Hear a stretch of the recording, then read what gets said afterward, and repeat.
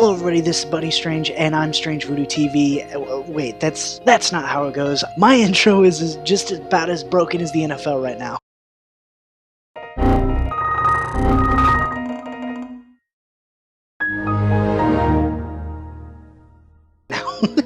Anyway, let's take a look back to week 4 and then look forward towards week 5 because, God, we need something to look forward to after that week 4 thrashing, just beat down we got on our pick'em record this past week. Alright everybody, let's just get into it. One of the week is going to be the Raiders winning over the Colts 31-24. It was a very good win for them. They were lighting it up on offense. They almost let the Colts they let them creep back in there, but no, for really all of that game start to finish, they were in control of that game. And then Trevor Davis, the end around, you wink wink nudge nudge, you might see that one later. It was a very good play, and I do have an apology to make. In my season preview episode, I said the Raiders had 0 tight ends, and Darren Waller has been balling out through these past couple of weeks and so far this season, and I just have to give props to him. He has been proving me wrong so far, and good job to Darren Waller and the Oakland Raiders. Win of the week. Alright, the loss of the week. I almost picked the Falcons, but it is going to be the Rams. I mean, yes,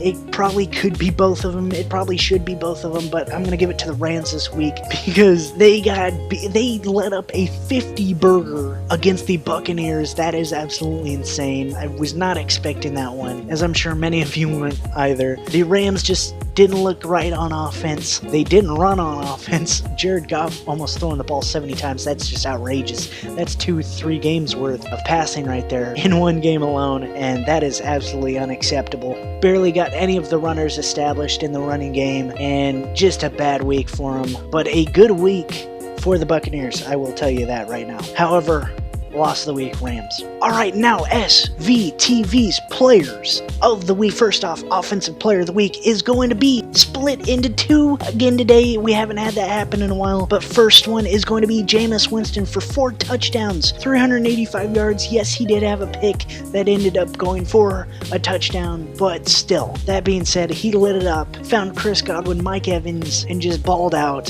And even though I've been dogging on him for the past year on this channel, and even before that off of this channel, I was dogging on him. I didn't really ever believe in him. He's been proving that in a Bruce Arians system, Bruce Arians really is a quarterback whisperer, because Jameis Winston is playing his best ball he has in a long time. His best ball ever, I would say, up until this point. He's been playing really good since week 2, and just in case he never gets the opportunity to be on this list again, I just had to give him Offensive Player of the Week this week, along with Nick Chubb coming in with 3 touchdowns, 165 yards. He balled out against the Ravens. That 88-yard run, fantastic run, really reminded me a lot of his record-breaking run last year of 92 yards, which is a Browns franchise record now. Nick Chubb holds that record. But it looked very similar, going to the right side, blocking setup pretty similar, and just took it to the house along with 2 other ones for 3 touchdowns.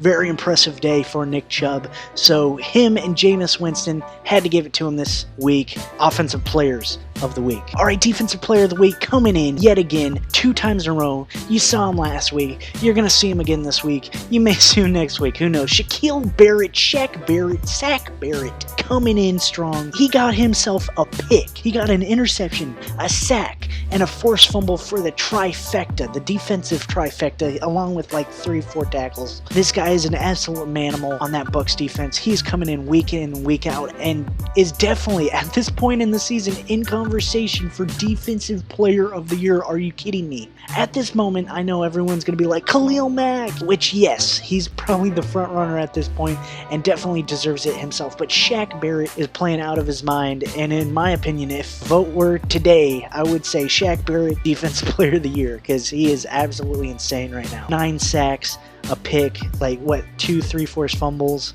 just absolutely insane. Defensive Player of the Week for sure. Alright, Special Teams Player of the Week is going to go to Josh Lambo, baby. He hit 100%, 4 for 4 out of his field goals, including a game winner against the Broncos, which is just a rerun for them, but Josh Lambo, really good day. Minshew Mania is real. Minshew Magic is real. Really good day for him. Josh Lambo, Special Teams Player of the Week. But for every good employee, there's one who is not so good. Let's see. inattentive, impatient, a glazed look in the eyes. Look carefully at the "I really wish I weren't here right now" button. Alright everybody, are you ready for SVTV's Plays of the Week? Yes, this week is going to be a double feature along with a little something special in the second one. Hope you guys enjoy. After an 18-yard touchdown pass, it's an end around. It goes off to Trevor Davis with a blocker ahead. He's got Miller, he got a block from Waller, and he's going to take it in for the touchdown! 60-yard run in his Raider debut! Beckham goes wide left, Bradley to the right. Now it's 1st and 15, and they're back at their 12. Mayfield with Chubb behind him. Mayfield under center on first down. Toss sweep, near side. Here comes Chubb with a cutback. He's out to the 20, 25, 30, 35, 40. Here he goes to the 50. Here goes Chubb. He's going to go. 20, 15, 10, 5. Touchdown, Nick Chubb. He's got a hat trick. What was the problem with the penalty? Wow, 88 yards by Chubb. That gives him 162 on the afternoon. 9:35 left to go. Nick Chubb takes the air out of this stadium. It was noisy. And this booth. Alright everybody, hope you enjoyed SVTV's Play of the Week. And really quickly, I know it's not about the Plays of the Week, but I hope you're enjoying the comic style graphics that I'm including as kind of a late minute, hey, let's do that, that looks cool. And I liked them so much, I'm continuing them into this week and so on. So tell me how you like those graphics down in the comments down below. I would appreciate you saying if you don't like them or if you do like them, just your opinion on the graphics. I would very much enjoy hearing what you have to say on that. But no, the Plays of the Week, Trevor Davis, told you we were going to see it later in the episode. That was definitely a momentum igniter, a morale booster type play. That definitely, them getting that play probably ended up winning them the game in the end. And then Nick Chubb, yeah, you had to have that. And then the call by Jim Donovan, I had to include that one. That's how you get excited about football. That's how you commentate football. That was great to see. And that was just amazing. I love that. That was really cool. But that being said, let's see how we did this past week, and we just tore it up. And by tore it up, I mean I tore up my pick'em pad because, Jesus. What was it? Al Michaels said that one time, Sunday Night Football, Giants versus Broncos. What was that again? I mean, let's face it, they're coming off a worse week than Harvey Weinstein. Oh, yeah, right. Exactly that. Only my LA guy comes up with that one. Well, you know. There you go. All you have to do is read the papers, any paper. We are coming off a bad week this past week in our pick'em. We hit 6 out of 15, which is a very respectable 40%. No, it's just, that was a hard week, but I mean, come on. Who would have called the Buccaneers going into Los Angeles and winning against the Rams? I mean, come on. You know, the Packers-Eagles one, yeah, Eagles, I could see it. The Raiders-Colts one, that's a toss-up. The Lions, I know they didn't win, but they looked really good against the Chiefs this past week. And then the Falcons just shit the bed. But that being said, yeah, 40%. Let's just get into this next week. Put that last week behind us, and let's pick some games. Let's do well. Okay, let's do this thing right. Alright, Thursday Night Football, we have got a really good one. The Rams versus the Seahawks. A really good divisional matchup. And for this one, I've not been good on Thursday night games. And so we are introducing for the first time ever on SVTV the weekly Pick'em Wheel of Misfortune. This is the first time it's been implemented. It's basically a wheel with Rams 3 times, Seahawks 3 times, and whoever it lands on, we're going to make the case for why they're going to win the game, and then give an arbitrary nonsense score that doesn't mean much besides my confidence and how much that team's going to win, and that score will probably be wrong, as usual. But anyway, here we go. Here it is on the screen, the weekly Pick'em Wheel of Misfortune. Don't count on seeing this often unless we win a lot with it, then expect to see it often. But I'm only going to pull it out for this Thursday unless it proves to know what it's doing and it's lucky for us, then we'll keep it around. But only for Thursdays, ... for now. Anyway, let's spin the wheel. Tick, tick, tick. Alright, there you go. We have the Rams pulling it out over the Seahawks, who are at home. And here's why. Here's why the wheel picked it. The wheel picked the Rams because the Seahawks have been struggling at home. They almost lost to the Bengals at CenturyLink. They were 1 point away from it being tied and 2 points away from them losing to the Bengals. That is insane. And then they got beat by the Saints pretty handily. a Teddy Bridgewater-led Saints team, which, again, I'm not down in Teddy Bridgewater and the Saints, but when they are on the road, his first game starting, and they're on the road in a stadium which is known for being tough to play at, the Bengals too, and you're not playing well, that's crazy. They have been a far better road team so far, and they have not been what they used to be at home, and it's showing so far. And I do think the Rams can come in off a crazy loss. They're not looking to go 2 weeks in a row with a loss, and I think they do come in to Seattle and win 28-26 in a close game. I think maybe the Rams get the run game going a little bit better. That's going to be key if the Rams can get the run game going. If they do, I think they have a very good shot. Maybe this is the week Darrell Henderson finally finds himself in the game plan. Definitely, if Goff's thrown 68 times, you're not going to win the game. You're not going to win the game. You're never going to win the game. No one's ever going to win a game where they throw above 60 passes. I mean, I'm sure it's been done, but it's got to be extremely rare. And in the NFL, that's a no-go, Chief. The Rams win here. Thursday Night Football. The wheel said it, not me. So if Rams lose, don't pin it on me. Pin it on the wheel. It's a pinwheel. The weekly pick'em wheel of misfortune, aka the pinwheel. So I can just pin all the losses on the wheel instead of me. I needed anything to help me on Thursday, because we have not been doing well on Thursdays. Alright, Sunday football. We have the Jaguars versus the Panthers first up. We have Minshew Mania in the house, baby. Coming into Carolina. The Minshew magic is real. Minshew Mania is definitely real. Big balls Beowulf coming in and just dominating the league so far. He's been playing really well. Leonard Fournette having himself a big day, albeit against a Broncos team who, they're no strangers to lighting up big games on the ground. Here against the Panthers, it's going to be a little bit of a different story. And then, speaking of the Panthers, Kyle Allen, baby. This is Kyle Allen versus Gardner Minshew, two of the hottest names at this moment in the NFL at the quarterback position. If you didn't see it last week, Kyle Allen had a really good play where he evaded a sack by J.J. Watt. Yes, J.J. Watt, the monster up front. He evaded a sack and fired a dot to, I believe, DJ Moore. May have been Curtis Samuel. Anyway, that was a very impressive play by Kyle Allen. And then Gardner Minshew had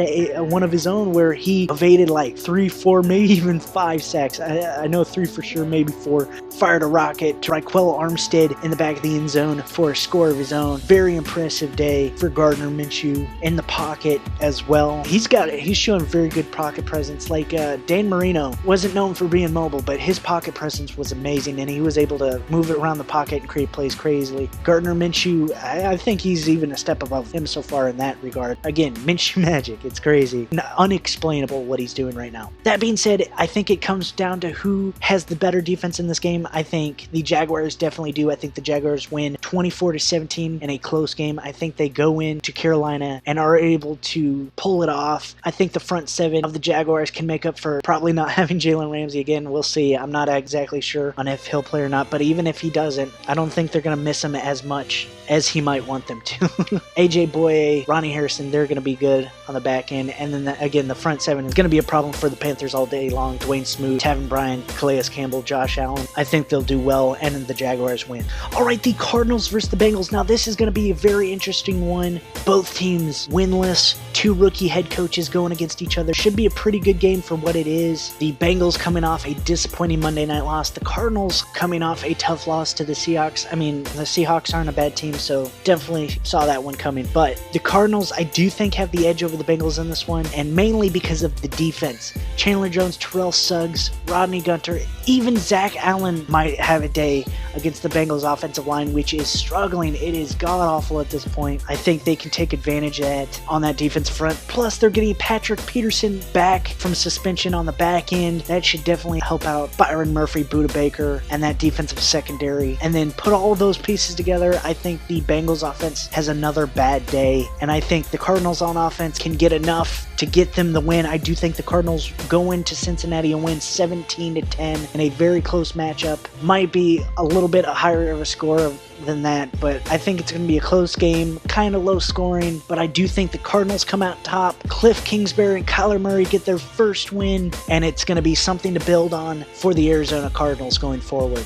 All right, the Falcons versus the Texans. The Falcons not looking good. Not looking good on any side of the ball. Either side of the ball. Any side of the ball. Special teams too. Not looking good. Defense looked good in the second week, and then they fell apart. The offense just just not clicking on many cylinders there. They're clicking on a few here and there, but they're just, it's been misfire after misfire so far this season for both sides of the ball. The Texans coming off games where they've been struggling. They've been struggling this whole season. They played a really good game against the Saints in the first game, ended up losing. And then they've won games, yes, but they're struggling to do so. That being said, in this one, I think they can find their stride against a struggling Falcons team. I do think the Texans at home can win, and I think they do it 34-21 over the Falcons. I think the Falcons just aren't good right now. I mean, yes, the Titans defense is really good. I'll harp on that till I'm Titan blue in the face, you know.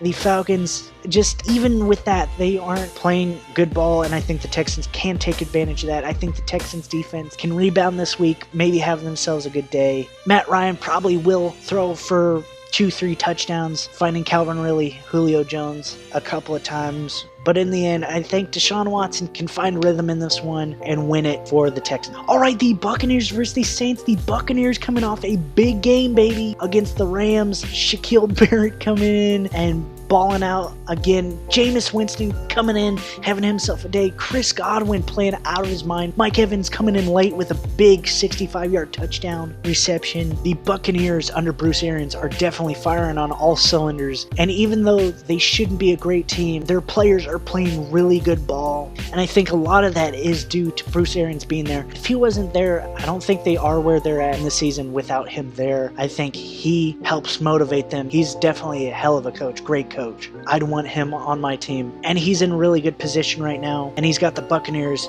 in a really good position right now. That being said, the Saints on the other side gave a really good game to the Cowboys. Not a great game, but a pretty solid game, I guess, to the Cowboys. I mean, scoring 12 points isn't absolutely fantastic, but a win is a win. Teddy Two Gloves pulling it out in the interim for Drew Brees. And that defense of the Saints is looking really good. And I think that is going to be the factor in this one. I think the Saints do win at home 28-23. I think the Buccaneers can give them a game. Jameis Winston might even have himself another good game. I think Shaquille Barrett continues his success in that defense, but I think the Saints ultimately, Alvin Kamara might have a good game. Saints defense at this point is better than the Rams, and I think the Saints can pull out a win. All right, the Vikings versus the Giants. Now this is a hard one to pick. Probably is the hardest one for me to pick this week, other than maybe the Packers Cowboys coming up later, but the Vikings versus the Giants. The Giants are hot right now, and the Vikings are not right now.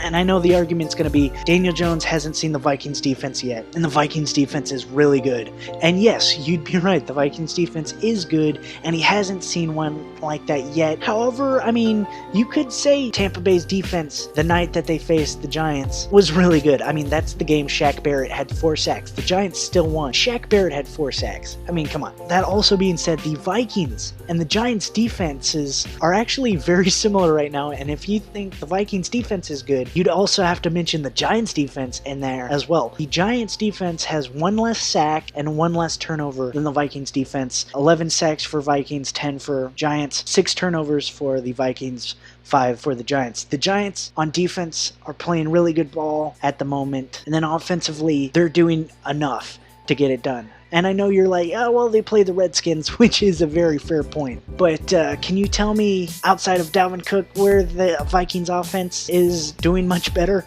I mean, come on. That offense is in turmoil right now.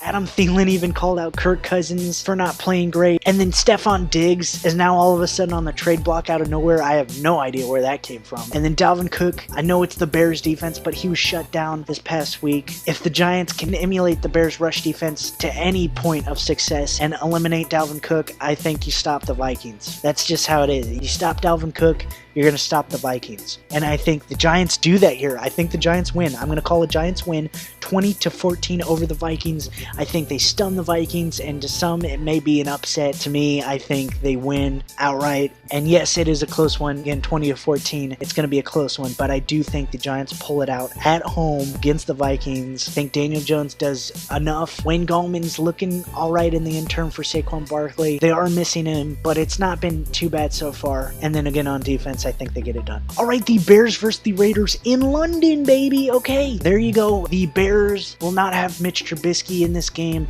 They are going to go with Chase Daniels for this one. Mitch Trubisky, this should be the only week he's actually out. They have a bye the following week and then game, so the bye is coming at a perfect point for them and Mitch Trubisky. And I know the concern is Chase Daniels, not a great quarterback, has shown that throughout his career so far, not the greatest. But with that, in this past game, the offense with Chase Daniels in there looked more efficient than Mitch Trubisky. Now, yeah, Mitch Trubisky is a better quarterback, and if I were the Bears, I would want Mitch Trubisky in there rather than Chase Daniels. But that is to say, I think Chase Daniels won't lose this game for the Bears. I do think the Bears win 21-13 over the Raiders. I think the Bears defense is going to be minimalistic. Again, I think Khalil Mack definitely permanent marker circled that game with exclamation points. Probably even drew stick figure him beating down on David Carr and kicking the crap out of him. I mean, he wants to prove the Raiders wrong big time. And I think with that extra motivation, I mean, he wants to beat every team he plays big time. Of course, he's a competitor, but this one has a little bit extra meaning. And I know he may say it's not, but I definitely think there's just a little bit more in Khalil Mack this week. And I think the Bears defense as a whole, Eddie Jackson, Akeem Hicks, Danny Trevathan, so on and so forth, I think they get it done. And then Chase Daniels, if he can not make too many mistakes, I'm sure he can be allowed a couple because the Bears defense is good at containing and controlling after a mistake. But if he can just manage the game and not make too many mistakes, I think the Bears defense can take it from there. I think the Bears defense can get them into favorable positions, and if they can just convert field goals, maybe a couple touchdowns here and there, maybe a touchdown on defense, who knows? Akeem Hicks picks a fumble up, runs it in, Khalil Mack picks off David Carr, who knows? Bears win against the Raiders in London this week. All right, next up, the Jets versus the Eagles. The Jets coming off a bye, which is good, but nothing has changed from a couple weeks ago. They're the same team as they were just a couple weeks ago. They're just a little bit more well-rested, and they're still Falked, which means Luke Falk is in there. Sam Darnold is still out. He's been cleared for non-contact drills in practice, but because of his spleen is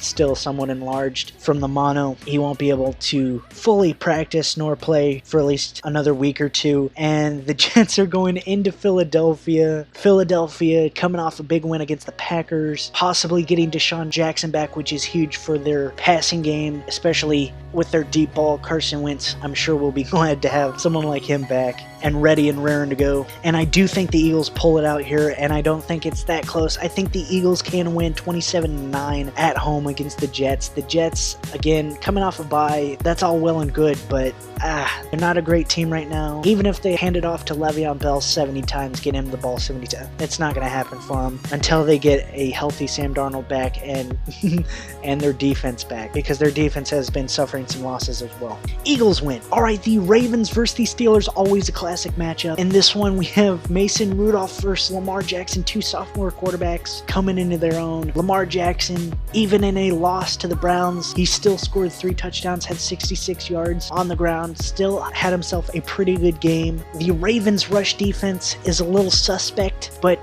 also Nick Chubb is a good player, so I wouldn't put the full brunt of that onto them, but they definitely need to step it up this week, or James Conner and Jalen Samuels. I bet they're going, all right, yeah, let's do the same against this Ravens defense. They're looking at the game thinking they'll be able to get some yards, score some points. But that being said, I do think the Steelers at home are able to run the ball, but I don't think they're going to be able to pass the ball that well. I think Earl Thomas, Jimmy Smith, Marlon Humphrey, who tried to kill OBJ in this past week, that was crazy. That was absolutely insane. He really looked like he was trying to kill him. I'm just saying that might be suspension time right there. But OBJ did throw a punch, but that doesn't, warrant trying to kill a guy. All that being said, all of the irrelevant stuff being said, I do think the Ravens come out on top in Pittsburgh. I think the Ravens win 28-14 over the Steelers. I think the Steelers get a run game going, but as much as I like Mason Rudolph, I don't think the passing game gets going this week. I think the Ravens can stop them, and I do think Mark Ingram, who's coming off kind of a hiatus the past couple of weeks, he's kind of been shut down a little bit. I think he comes back and has himself another good game and gets himself back on track. I think the Ravens do win here. All right, the Bills and the Titans. The Bills are going to be Josh Allen-less because of this hit on him by Josh Jackson. I do want to state that I don't think it's that dirty. I think it was just unfortunate. I think it was just the play, the speed of the game. He hits him. I don't think this was intentional. It doesn't warrant suspension, and I'm glad he didn't get ejected. However, it did affect Josh Allen, and it ejected him from the game and this following week. And I do also want to say, I think if Josh Allen stayed in that game, like if he wasn't hurt and he was able to stay in the game, I would have put my money on the Bills winning that in the end with Josh Allen in. But since it was Matt Barkley come in and be the starting quarterback the rest of the way, yeah, that was not going to happen against a really good, one of the best defenses in the NFL and the Patriots. And then the Bills coming back this week and going against the Titans, who, again, I'm going to say it, they're a really good defense. The Bills, I think, are going to struggle. I think the Titans do win. I think the Titans win 27-20 over the Bills at home in Nashville. I think the Titans are going to ball out on defense, and if they can just do enough on offense. I do think Marcus Mariota, who is the only quarterback so far in the NFL not to have a turnover, I think he has probably a couple this game. I'm not sure whether there'll be fumbles or interceptions, but I do think against a strong Bills defense, that Bills defense is for real, folks. I think the Bills are able to get some turnovers on Mariota, but in the end, I don't think it's enough to win them the game. I don't think Matt Barkley can move the ball. I think Frank Gore will have a respectable game. He's probably going to be their lone star on offense this week, stat-wise at least. But I think the Titans do pull it out. All right, the Patriots versus the Redskins. And we all know probably how it's going to go. That being said, the Redskins might start Colt McCoy in this game coming off last year's injury. He's healed up and ready to go. And the Redskins, Jay Gruden, has come out and said Colt McCoy has a chance to start. He's looking really good. And that might not be a bad game plan because guess what? Colt McCoy undefeated against Tom Brady, Belichick, and the Patriots. Yes, undefeated. And guess when that win came? In his rookie year when he was on the Browns. Okay, and they didn't just beat him. They beat the ever-living crap out of him. The Browns did that to the Patriots. I think they ended up 4-12. The 4-12 Browns did that to the Patriots. Wow. And yes, Colt McCoy was the starting quarterback when that happened, and he might be here. I don't think it's going to be Dwayne Haskins. I would definitely do not start Dwayne Haskins. That would be a definite confidence killer. I mean, if last week wasn't enough to kill his confidence already, this week would be a no. Don't do it. Start Case Keenum, start Colt McCoy, but whatever you do not start Dwayne Haskins. Maybe can come in garbage time in the fourth. I still would just leave him out of this game. Put him in next game. Wait till your bye week. Put him in after that for the rest of the season. But with all that, this might be a great game plan. Just keep it ambiguous. Which quarterback are we going to start? The Patriots can't know if we don't know, you know? But yeah, keep it ambiguous until a couple hours before game day, an hour before game day starts. The Patriots won't know who to game plan for. They'll still probably beat the ever-living crap out of them, but it might give the Redskins somewhat of an upper hand if the Patriots don't know who they're getting at quarterback. So I'm sure that's what Jay Gruden is up to there in Washington. But no, here I do think the Redskins win over the Patriots at home. Almost got you. Don't lie. I almost got you. No, the Patriots win in Washington. And the Patriots kicking it old school, going 1700 style, going into Washington and kicking some Redskin ass. I think the Patriots go in and win 31-10 over the Redskins. I just think even with Tom Brady not doing well this season, he's above average at best so far, and last week was very poor. Their defense is phenomenal, stellar. Their running game is really good, and Tom Brady is making plays when he needs to, but in this one, I think he can have himself a pretty good day, Tom Brady, but I do think Sony Michel has himself a really good game. All right, the Broncos versus the Chargers. These two usually have a really good matchup. It is in Los Angeles. The Broncos coming off two tough losses, one to the Jaguars, two to the defense, and Bradley Chubb out the rest of the season with an ACL tear. They did, however, and he did, however, break the curse that was set upon them.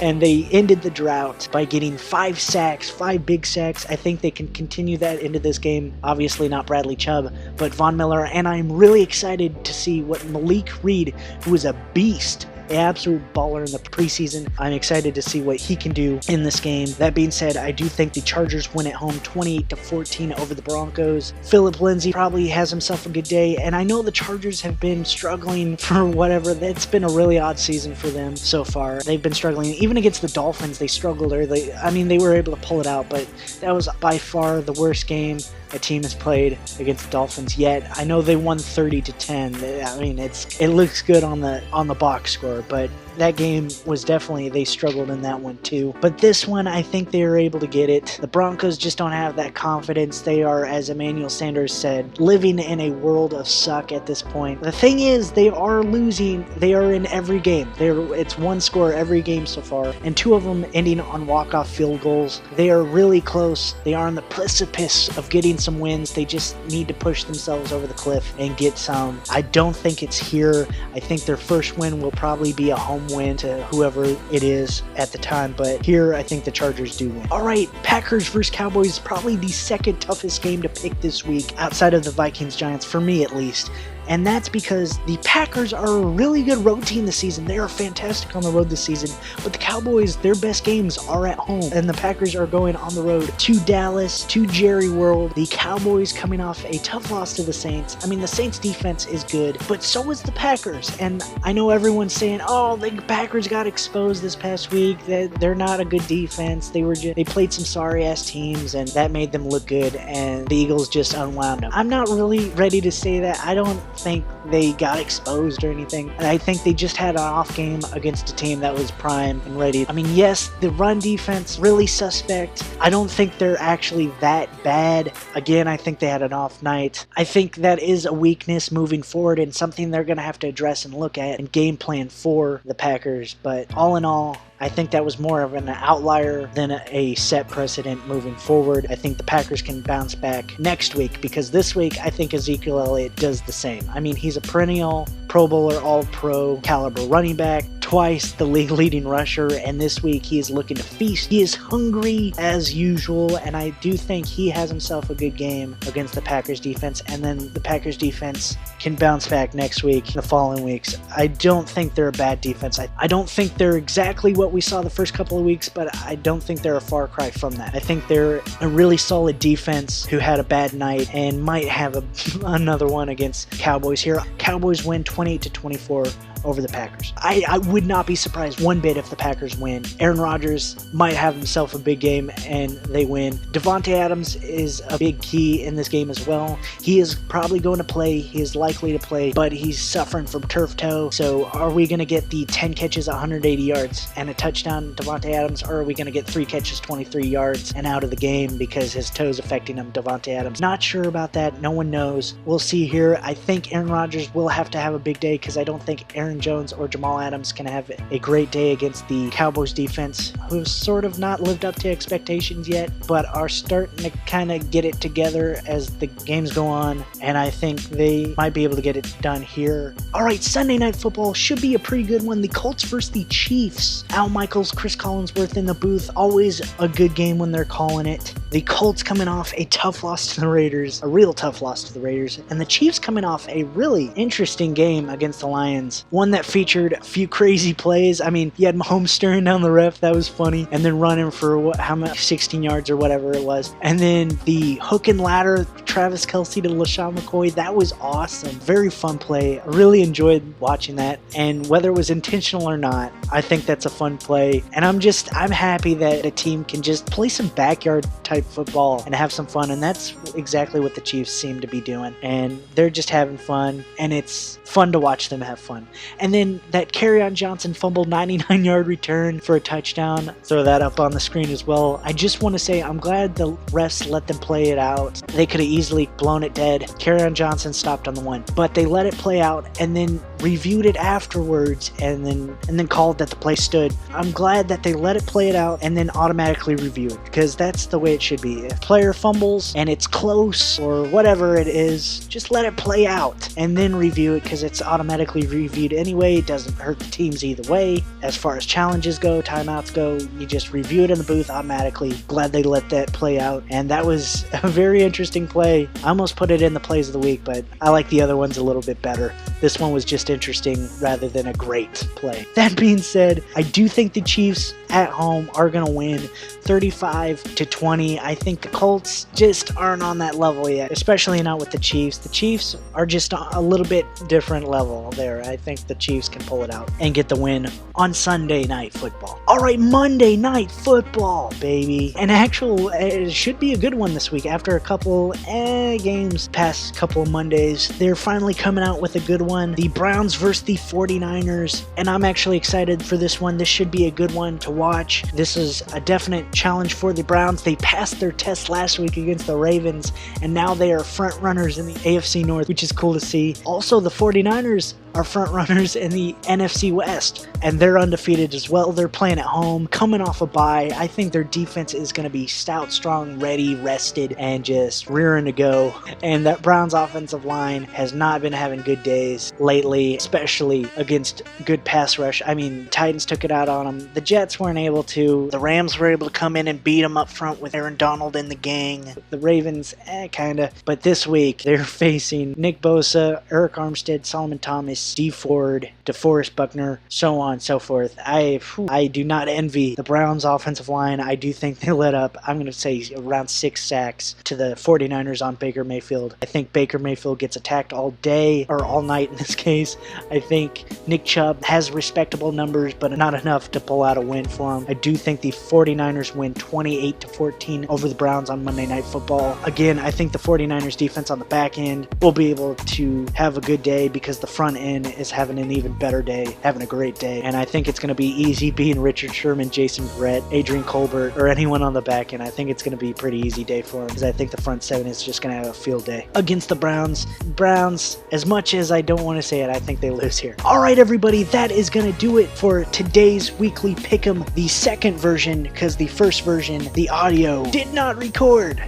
So I hope you enjoyed my second go through. Hopefully the jokes came out all right. Hopefully everything. I know I missed some stuff that I wanted to say that I said in the first one. I'm sorry, I'm a little bit angry. This is me when I'm angry. I'm laughing. No, inside is just full of rage right now. Anyway, that being said, please, if you like this video, hit that like button. If you haven't already, please subscribe. Comment anything down below that you want me to see. Again, in the description, a copy and paste weekly pick'em is available for you. Feel free to copy that sucker and paste it down in the comments below. Fill out the scores, who you think's gonna win. And if you don't want to do that, feel free to post bold predictions, what you think about my picks, your own insight and analysis. I would love to hear from you down in the comments down below, so please feel free to do that. But hopefully we have a way better week than last week. I need a really good week. Pull me out of this hole that I'm digging for myself on these past couple of pick'ems. Hopefully this will be the week that I can hit on a lot of these, but we'll see. Hopefully it's good. Anyway, that being said, as always, I'm Buddy Strange. This is StrangeVoodooTV. Got it right that time.